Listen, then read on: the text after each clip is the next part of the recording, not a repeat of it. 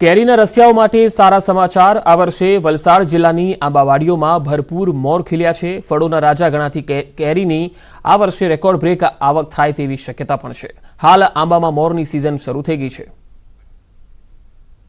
બધાની વાડીમાં અત્યારે ફ્લાવરિંગ તો 80 થી 90% છે, પણ અત્યારે જાન્યુઆરીમાં ફ્લાવરિંગ આવ્યું, જ્યારે મારી વાડીમાં નવેમ્બરમાં ફ્લાવરિંગ હતું। વાતાવરણ જો આવું રહ્યું ને જીવાત નથી આ વખતે, જો આવું વાતાવરણ રહ્યું તો દવાના પૈસા બચશે, પ્લસ દરેક નાગરિકને કેરી ખાવાની મળશે। હા, ઉત્પાદન બી ફૂલ થશે, દર વર્ષના કરતા આ વર્ષે ઉત્પાદન સારું થશે। વલસાડ જિલ્લામાં ઘણા મોર ફૂટ્યા છે, એ હિસાબે પાક પણ સારો થશે અને વ્યાજબી ભાવે બધાને કેરી મળી રહેશે। વહેલી કેરી આવવા માટે ખેડૂતને એક ફાયદો છે કે ભાવમાં આપણને વ્યાજબી ભાવ મળી જશે ને પછાડી જ્યારે આપણને ભાવમાં થોડો આમ રિઝિક ચાલે કે કેરીનું પ્રમાણ વધી જાય એટલે ભાવમાં બી આપણને ઓછો ભાવ મળે।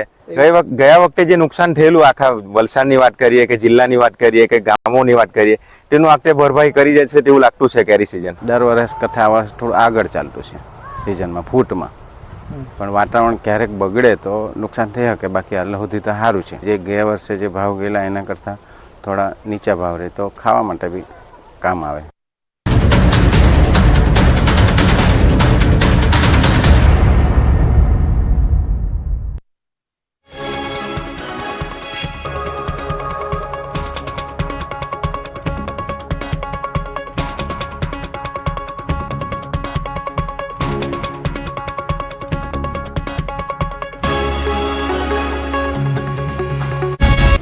રોડની સમસ્યાને લઈને રોડ પર ઉતરી ગયા ભાવનગરના ઘોઘાના લોકો। સિત્સરથી વાલુકડને જોડતો રસ્તો અત્યંત બિસ્માર હાલતમાં છે। આ અંગે વાલુકડ ગામના રહીશો અને આસપાસના ગામોના નાગરિકોએ ઘણી વખત તંત્રને રજૂઆત કરી હોવા છતાં પણ કોઈ પગલાં ન લેતા સ્થાનિકોમાં રોષ ફેલાયો। અંતે ગ્રામજનોનો ઉગ્ર વિરોધ માર્ગ અપનાવવો પડ્યો છે।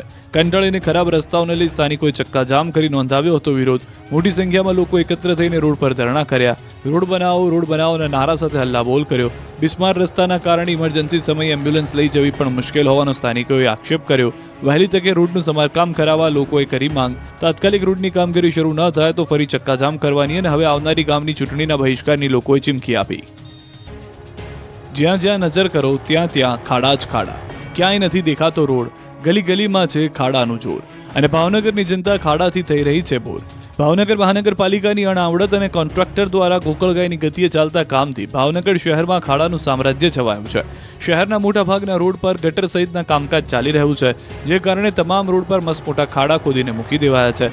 કેબલ વાયર, ડ્રેનેજ, પાણી જેવી લાઈનો અને બ્લોક નાખવાના બહાને એકના એક રસ્તાઓને વારંવાર ખોદી દેવાતા લોકો પરેશાન થઈ રહ્યા છે।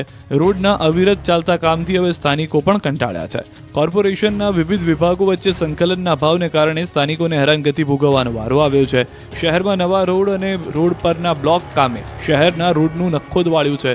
નવા રોડ કે બ્લોક હજી તો નાખવામાં આવે ત્યાં જ કેબલ વાયરો માટે રોડને ખોદવામાં આવે। કોર્પોરેશનના આંતરિક સંકલન અને આયોજનના અભાવે ભાવનગર બની ગયું છે ખાડાનગર, અને ભાવનગરની પ્રજાના નાણાં ખાડામાં વેડફાઈ રહ્યા છે। કેરીના રસિયાઓને